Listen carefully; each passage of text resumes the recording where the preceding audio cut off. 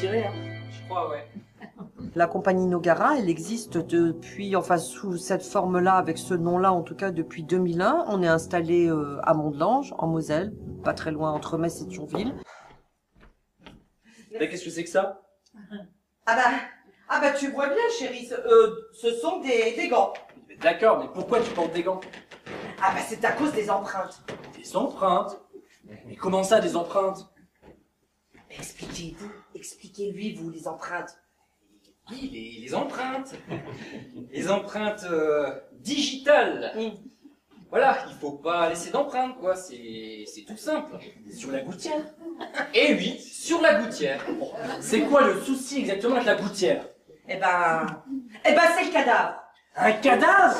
Il y a un cadavre dans notre gouttière? C'est-à-dire, Oui, oui, et c'est pas joli, hein. c'est pas joli. Mais ce cadavre, du coup, vous en savez quoi? Ah bah, c'est un pigeon. Un pigeon? Ah oui, mais attention, hein, ce n'est pas n'importe quel pigeon. Hein. Et non.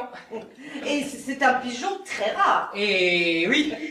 Et on ne peut pas laisser le crime impuni. Et non. Bon, mais expliquez-lui. Et oui. Et oui, mais c'est un pigeon rouge du Guatemala. C'est une espèce protégée.